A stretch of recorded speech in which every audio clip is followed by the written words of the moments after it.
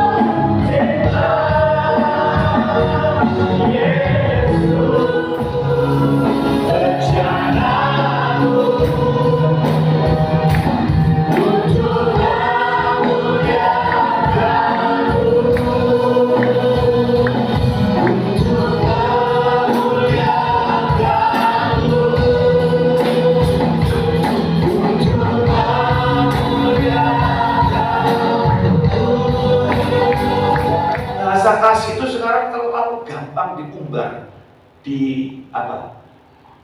disampaikan, dikit-dikit ngomong kasihnya padahal masih kasih yang dangkal. Kasihnya karena ada pamrih. Minggu lalu sudah diajarkan ya, unconditional love, kasih yang tidak bersyarat, kasih yang tidak pamrih, untransactional love, kasih yang tidak berdagang. Kalau kamu bagus, baik sama aku bisa lebih baik dari apa yang kamu baik ini. Tapi kalau kamu jahat, aku bisa lebih jahat daripada kamu. Itu kasihnya duniawi. Ya, tapi kasih Tuhan, sekalipun kamu jahat, sekalipun kamu merugikan aku, sekalipun kamu menyakiti aku tetap mengasihi engkau. Katakan amin. Anak orang susah mana? Semua itu Pak, orang mungkin toh Pak, enak Pak, itu. Memang ini seringkali menjadi suatu penghalang atau satu masalah. Tapi sekali lagi, kita ini murid yang salah, murid dunia atau murid Yesus, pengikut Kristus atau pengikut dunia. Benar. Artinya apa pengikut Kristus? Nyontoh dia, katakan amin. Harus meneladani hidup dia. Orang Kristen sekarang itu enak banget loh. Disebut Kristen karena bawa Alkitab. Kristen juga mesti. Ya, oh dibaptis, belum baptis, Kristen, betul ya? Apalagi? Nah makanya ayo cepat belajar ya. Gereja kita sudah menetapkan pemuridan loh. Belajar, ayo belajar supaya hidup kita semakin serupa dengan Kristus. Katakan amin. Ya. Karena Alkitab mengatakan juga dalam Yakobus 2 ayat 19, percaya adanya satu Allah itu bagus, baik, tapi ini berarti lain. Setan pun percaya. Setan aja percaya. Setan itu believers terhadap Tuhan. Dan ditambah lagi gemetar ya. Coba kita gemetar kan? Orang dikandani ampuni, jangan ampuni, Bapak orang merasa gitu.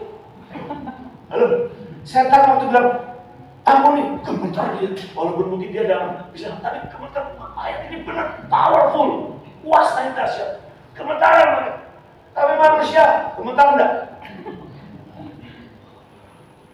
Merokok, akhirnya pulang ngajar pendeta anak mengampuni. Bapak orang merasa coba baik, merasa setan sampai gelen-gelen. Menungso ini hebat. Aku rawani lho ngomong-ngomong. Menungso Jawa ini kok ajar gitu. Halo Firman, halo. Guyu awake dhewe. Kata Firman tuh, tadi Wahyu 2:10. Hendaklah engkau setia sampai mati, dan aku akan mengaruniakan kepadamu apa? Mahkota kehidupan. Setia itu sampai akhir itu, bukan hari ini setia, besok belum orang ngerti. Setia sampai mati. Tadi kalian nyanyikan seperti wanita apa? Terus menangis di bawah kakimu. Terus demikian hidupku mau mengasihimu.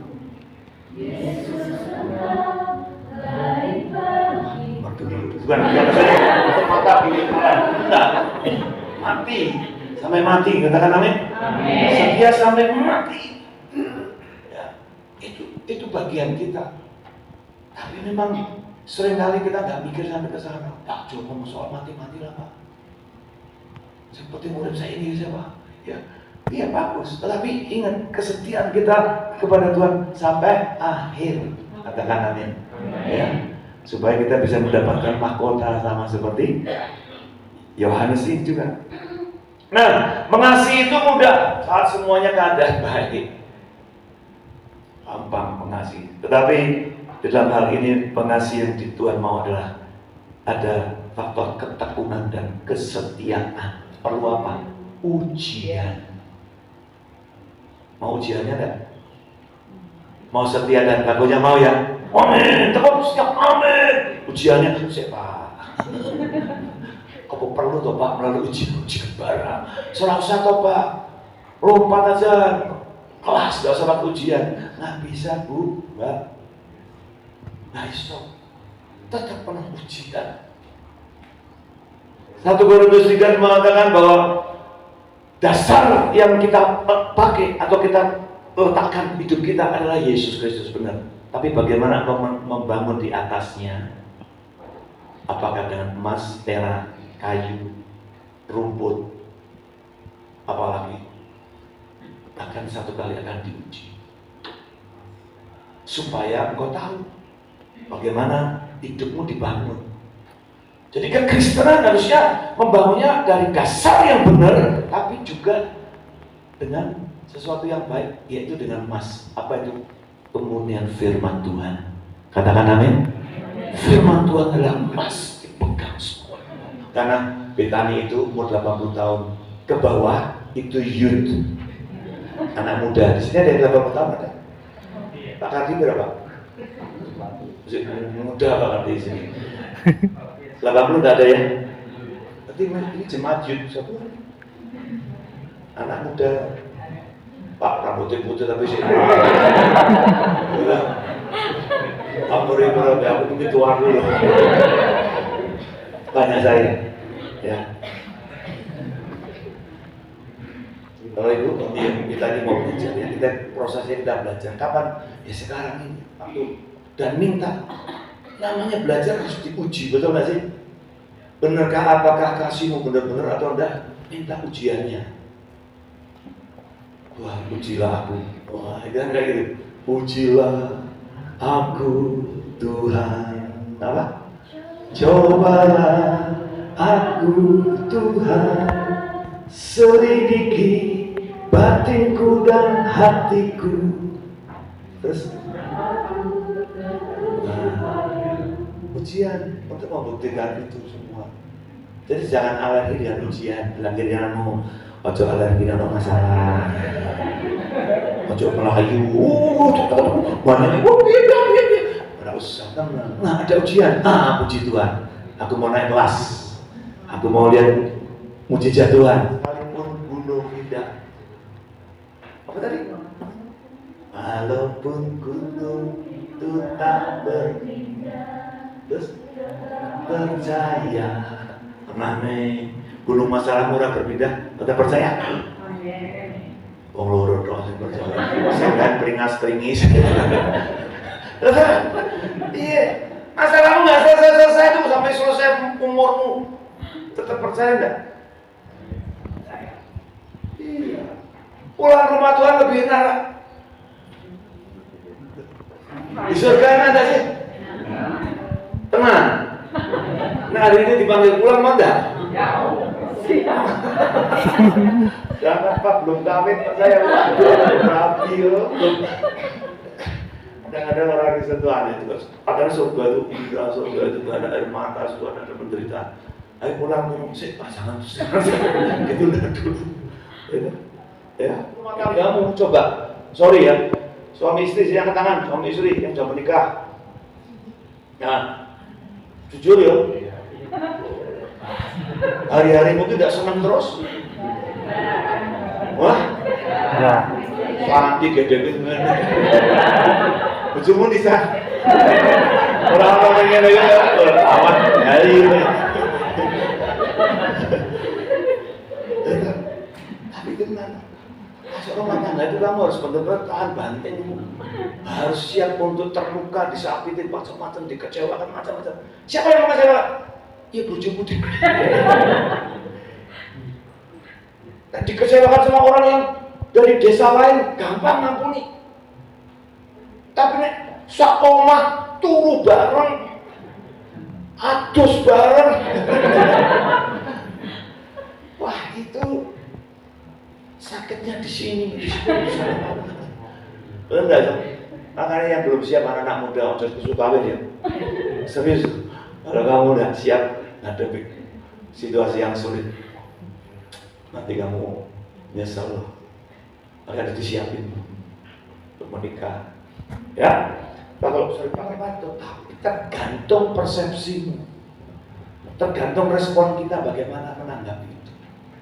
Ya kalau kita itu kan cuma kata-katanya dia, itu perkataannya dia itu yang unek-unek itu, kok bang ini goblok, kok bang ini pengkhianat misalnya, itu kan dari sikapnya dia, pemikirannya dia.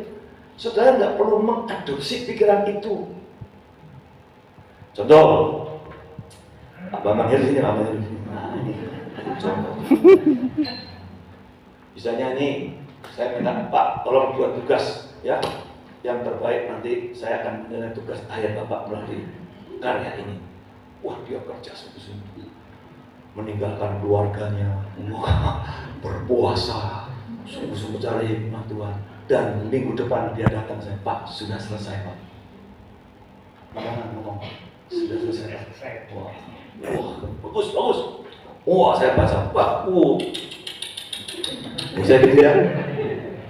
Terus di hadapannya dia. Ini kamu dah. Tidak apa-apa ya. Sudah tenang.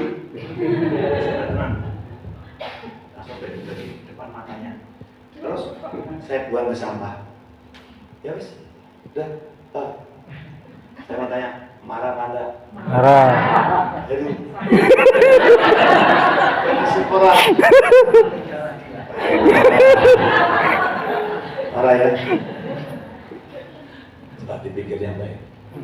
Tugasnya Pak Bambang Heru itu apa? Mengerjakan tugas itu. Sudah selesai belum? Enggak. Yang terbaik nggak? Enggak. Itu udah selesai. Soal nilai atau apa yang lain itu urusan saya. Itu kertas kotak makan. Mau tak buang mana itu urusan saya. Saya yang menilai. Bambang Heru tidak boleh marah. Nek kowe marah, salahin dhewe. Kuwi namanya baperan. Nanti ada bagian yang saudara dan saya lakukan, tapi ada bagian yang Tuhan lakukan, dan stop di sana. Jangan coba-coba saudara merebut haknya Tuhan untuk menilai atau orang lain untuk melakukan sesuatu bagiannya. Cuma konsep kita ini kan gini, kok disuai-suai, berarti tidak menghargai, betul enggak? Itu kan persepsi. Sing ngomong sopo, tidak menghargai. Nanti nilainya keluar saya kasih A plus, bisa nggak? Dia marah-marah, dosa kurang, keluar nilainya A plus, melendo dah dia. Ngerti tidak? Artinya nyesel nggak? Wah goblok banget aku ngesu-ngesu barang, nilainya ternyata AP, keluar A plus misalnya. Selama 1 bulan marah-marah, nggak bisa tidur, main umat, migrain petu, rugi siapa? Rugi dia sendiri tahu. Nah, makanya saudara, belajar di sana, bereaksilah, beresponlah yang ini. Saya baru 63, mungkin dia bukan tipe ngamuan, orang baik, tapi umat manusia siapa yang tahu? Sehat, saya sehat, katanya sakit apa tuh jadi? Enggak sakit Pak. Oh iya, langsung habis rapat pulang. Ingat loh, waktu kita itu nggak ada yang tahu. Artinya setiap waktu kita harus siap. Katakan amin. Jangan sampai nyimpan sesuatu, kita udah baik-baik, melayani bagus, tahun pertama, tahun 2025 sukses, 2026 masuk bulan pertama sukses, masuk bulan kedua sukses, masuk bulan ketiga nih melendo. Artinya kamu benci sama seseorang, marah sama seseorang, akhirnya endingnya gagal. Nah, jangan ya, kayak jangan sampai Yudas itu kan, wah hebat tuh, percaya Tuhan luar biasa. Tapi akhirnya ujungnya yang aneh. Keluarga Elimelech dan Naomi satu kali karena Bethlehem sedang kelaparan, nggak ada roti, nggak ada makan, mereka pergilah ke daerah Moab, tinggal di sana. Pikirnya cuma sementara, tapi akhirnya berdomisili lama di sana. Dan 2 anaknya Kilion dan Mahlon menikah dengan orang-orang Moab. Salah satunya adalah Ruth, yang satu lagi namanya apa? Orpa. Nikah. Kok mungkin tidak tahu lah. Pokoknya Orpa nih. Harusnya sebagai orang Yahudi nggak boleh. Nikah campur itu nggak boleh. Itu sudah salah sebetulnya. Tapi akhirnya menikah. Dan yang luar biasa, Elimelech mati, Mahlon mati, Kilion juga mati, laki-lakinya mati kabeh. Laki-laki adalah sebagai sumber daripada kehidupan. Tiga-tiganya meninggal, tinggal 3 janda. Janda namanya Naomi, Ruth, dan Orpa. Nah 3 janda ini ngobrol, waduh iya gimana masa depannya? Susah. Kemudian Naomi bilang, saudara, kalian pulang aja ke bangsamu, kawin oleh. Kan nggak mungkin nunggu aku menikah sama orang nanti keluar anaknya kawin sama kamu. Kalau tua kamu nanti kira-kira gitu nih, pakai bahasa saya. Jadi udahlah menikah lagi, nggak apa-apa. Orpa bilang, oh iya benar juga. Wah mama, pertua aku memang punya hikmat luar biasa. Ya sudah, mama aku pergi dulu, pulanglah. Ya, abang kawin, bayang kayak bojone nenek. Padahal bojone itu mati sih. Ini di luar sana bukan di butuh ada ya Pak ya. Makanya kalau saudara lihat ya, duda itu sedikit ya,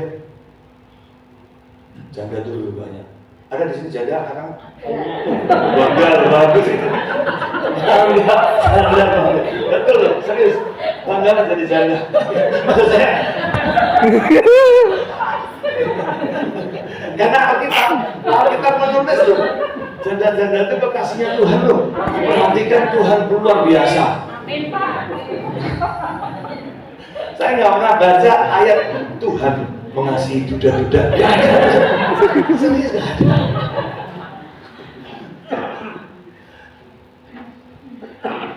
Dari drama Indonesia, aku akan mencintai kau saat kamu sakit, saat kamu sehat. Ini orang naik telur, yo, tanggung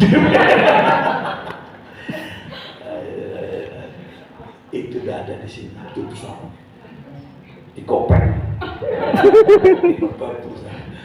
Oke, lalu bagaimana ia bisa melakukan? Ia memiliki yang pertama, memiliki hati yang rela berkorban. Itu dulu. Dia sudah siap rela berkorban. Ya, menurut saya sekepalan basta, sekepalan susah, udah hadapi terus, berjuang terus di sana. Siapa tahu ada sesuatu yang berubah. Apakah lu udah tahu kalau dia akan jadi nenek moyang dari Yesus Kristus?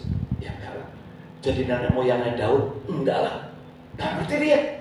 Apakah dia tahu nanti bahwa akan ketemu Boas nanti di sana dan Boas akan menikahi dia? Enggak lah. Enggak ada. Tapi yang dia tahu, dia punya hati yang rela berkorban. Ya. Yang kedua, dia memilih komitmen daripada kenyamanan. Nyaman ya namanya comfort zone atau nyaman itu satu langkah menuju kuburan. Nah, tidak percaya, ibu-ibu yang sudah atau bapak-bapak yang sudah berapa hapus pensiun. Dan terus saya kan tugasnya Pak nonton TV, drakor, dracin, sekarang menonton drama Cina, drama Indonesia. Tiap hari nonton. Bisa linglung enggak? Nonton, enggak ada kerjaan, nganggur. Wis enak disenengke sama anaknya. Wis bapak, ibu merasa kerja, wis pensiun, wis sebuah kebutuhan tak penuhi kabeh. Yang penting pokoknya santai aja di rumah. Bapak, mau nggak hidup seperti itu? Coba. Kita sebagai orang percaya nggak ada kata pensiun. Pensiun nanti kita di surga, katakan amin. Selama masih ada nafas ini kita mesti bisa bekerja dengan cara yang baik. Allah di atas masa depan pribadinya. Allah mau jadi Allah. Wah, itu komitmen itu. Artinya apapun yang akan aku lewati, termasuk masa depanku, aku percaya punya Allah Israel, Allah Abraham, Ishak dan Yakub. Wah, luar biasa ya. Itu statement of faith atau pernyataan iman dari Ruth yang memang menggetarkan. Menurut saya itu surga gemetar, bukan cuma setan yang gemetar. Dengar komitmennya si Ruth ini, wah luar biasa ini. Ini makanya diberi satu anugerah dari suku Moab yang sudah dibuang oleh Tuhan, tapi justru menjadi nenek moyang dari juru selamat. Itu satu perubahan transformasi yang dahsyat luar biasa. Untuk apa? Ada jemaat iya tadi, atau apa-apa. Lah mau ket-ket baik, lucu tok. Seperti kita terus minggu depannya mulai enggak semangat lagi. Transaksional, dagang sapi. Nah, orang bilang, jangan berdagang. Kalau hitung-hitungan sama Tuhan itu kita selalu akan di pihak yang selalu kalah dan salah. Ya, jadi loyalitas tanpa syarat, kasih yang tidak oportunis. Dan yang ketiga, komitmen yang melampaui keadaan. Komitmen yang tidak bersyarat, tidak berdasarkan suatu situasi keadaan. Sekali aku tetap percaya, sampai mati pun aku tetap percaya. Mau apapun juga yang terjadi, tetap percaya. Amin. Ya, dan orang-orang seperti itu, itu memperkenan hati Tuhan. Dan tangan Tuhan yang buat mengangkat dia tinggi dengan cara yang sangat luar biasa. Nah, aplikasinya bukan soal untung rugi sekali lagi ya. Kita ikut Tuhan bukan soal untung rugi. Kita melayani bukan soal untung rugi. Kita mengasihi keluarga kita bukan soal untung rugi. Ya jangan gini, anakku tak openi, besok aku tua, anakku sukses, dia sih ngopeni aku. Itu hanya orang tua kita berpikirnya begitu, jangan apa. jangan ditekankan seperti itu, karena itu artinya praktek balas jasa. Engkau sudah menginvestasikan sesuatu untuk anakmu, jadikanlah dia anak yang punya Tuhan, pasti punya iman, pasti hidupmu dijamin. Katakan amin. Yang jamin bukan cuma anakmu, tapi Tuhan melalui anakmu. Apapun ya, oke lah, nggak apa-apa kok. Justru kalau pada saat kita berkorban dengan hati yang tulus, Bapak Ibu, kita akan bisa merasakan satu itu sensasi kebahagiaan yang luar biasa. Contoh ya, dalam rumah tangga, saat kamu bisa berkorban buat anakmu, entah apa saja, itu ada satu sukacita loh. Bukannya, oh kok aku terus, kok orang tua terusin orang berkorban, kok anaknya kok orang berkorban. Ya memang tidak begitu. Hamba Tuhan kau berkorban buat jemaat, itu kebahagiaan. Terus terang happy, kesukaan saya bukan satu orang jemaat materi bakso, materi bakmi, ya itu senang. Tapi pada saat yang paling indah, saat saya bisa menjadi berkat buat jemaat, bisa melayani jemaat dengan baik. Sekalipun aku jadi punya kesibukan itu yang tidak bisa tak tunda, tapi saya paksakan untuk berkorban buat dia. Itulah di sana makna yang kehidupan yang paling indah. Yang kedua, miliki visi kemuliaan dan kekekalan. Jangan pernah itu dilupakan. Ya, kalau kita punya visi kemuliaan, kita ingat kita ini adalah makhluk yang penuh kemuliaan. Katakan amin. Tidak gampang membantu bumi dan baik Allah, di mana Allah tinggal dalam hidup. Kalau orang kejalan lebih gampang, Pak. Manunggaling kaulo Gusti itu. Sebetulnya itu ada kebenarannya. Artinya Tuhan itu tinggal dalam diri kita. Dia tidak tinggal di surga jauh, nggak tahu di mana tempatnya. Dia tinggal dalam diri kita. Dia bersama-sama kita. Dia merasakan semua kesukacitaan kita, kesedihan kita, semua yang dia tahu. Bayangin, mana ada pribadi yang bisa seperti itu? Hanya Tuhan yang tinggal dalam dirimu. Karena engkau adalah makhluk mulia. Kau adalah makhluk ilahi. Manusia, kita sebenarnya manusia rohani yang di dalam. Badan ini, tubuh ini cuma casing, tahu casing? Kulit tok, baju tok. Jadi jangan merosot, oh ini gagal ya, ini gagal ya.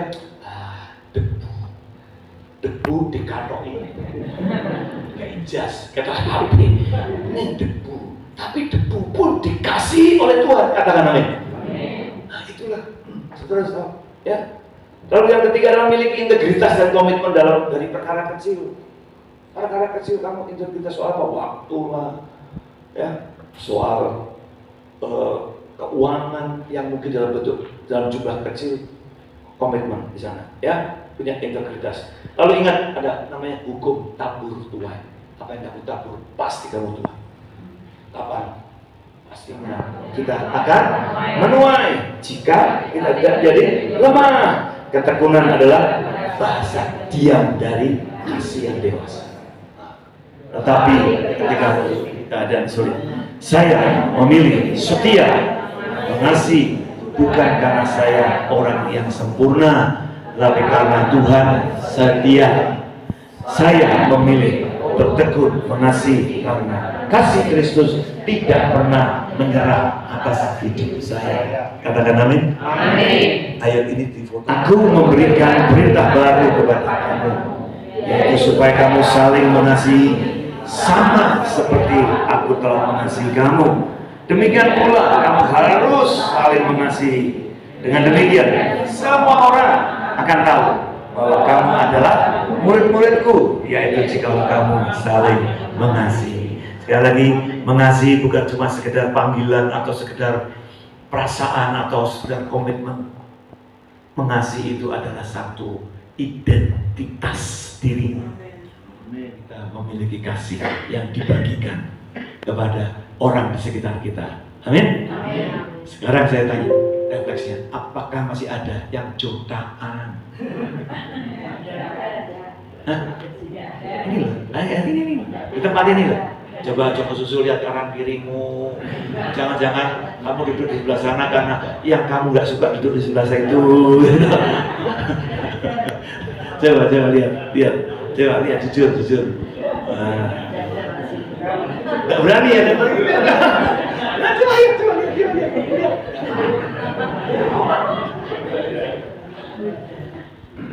Ya, kalaupun ada, cepat beres-beres. Amin. Selesaikan, minta maaf loh. Datang minta maaf. Loh Pak, bukan aku yang salah. Minta maaf. Membangun jembatan bagus untuk bisa menerapkan hukum kasih. Amin. Amin. Kasih terus kiri kanan yang paling bagus.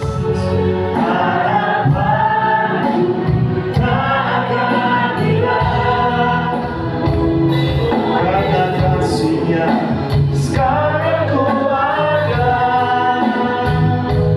oh Yesusku, ku cintakan. Sekali katakan, karena kasih-Nya, karena kasih-Nya, sekarang ku ada, oh Yesusku, ku cintakan selamanya. Mari sembah, haleluya. Senang rasanya dapat beribadah bersama di hari ini. Marilah kita menyambut minggu ini dengan semangat dan sukacita sambil mengikuti berbagai kegiatan untuk memperkuat persekutuan semangat kita bersama. Bersama saya Ajeng, inilah Beta News selengkapnya. Kami mengucapkan selamat datang bagi jemaat yang baru pertama kali hadir di Gereja Bintang Putri Tenganan. Selamat datang, selamat beribadah, Tuhan Yesus memberkati. Kami juga mengucapkan terima kasih kepada Tuhan yang telah melayani kami pada hari ini. Kiranya Tuhan Yesus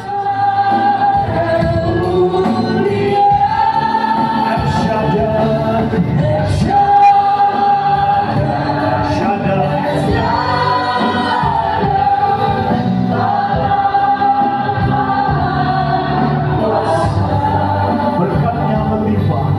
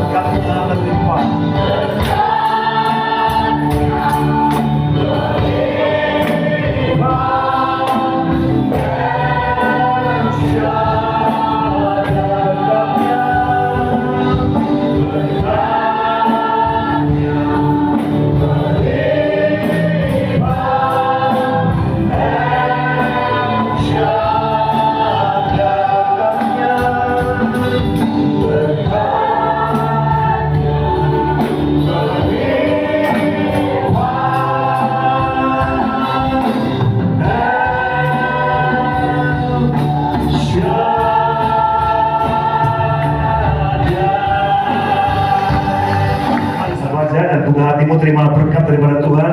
Kiranya berkat ini sesuai dengan kehendak-Mu. Katakan dengan amin yang keras. Kiranya berkat daripada Bapa, Putra dan Roh Kudus, berkat dalam nama Tuhan Yesus Kristus tercurah melimpah atas hidupmu. Rumah tanggamu diberkati, pernikahanmu diberkati, keluargamu diberkati, suamimu diberkati, istrimu diberkati, anak-anakmu diberkati, orang-orang tuamu diberkati, pekerjaan bisnis usahamu diberkati, pelayananmu diberkati, studimu dan masa depanmu diberkati. Kenapa saja kau buat dengan tanganmu dalam takut akan Tuhan, Tuhan jadikan kau berhasil dan beruntung di setiap langkah-langkahmu. Karena Tuhan yang kuat menjaga engkau, melindungi engkau, dan menjauhkan kau dari segala sakit penyakit, menjauhkan kau dari segala mara bahaya, menjauhkan kau dari segala kecelakaan apapun. Tangan Tuhan yang kuat menudungi engkau, membuat pagar perisai hidupmu sehingga kau aman bersama dengan Tuhan. Engkau diberkati Tuhan untuk menjadi berkat dimanapun kau berada. Pulang dengan sukacita dan sejahtera, karena sungguh engkaulah putra putri kesayangan Tuhan. Berkat Tuhan ada di atas hidupmu sejak hari ini sampai seterusnya. Di dalam nama Tuhan Yesus Kristus, mari yang percaya terima berkat Tuhan berkata amin. yang terutama di dalam hidup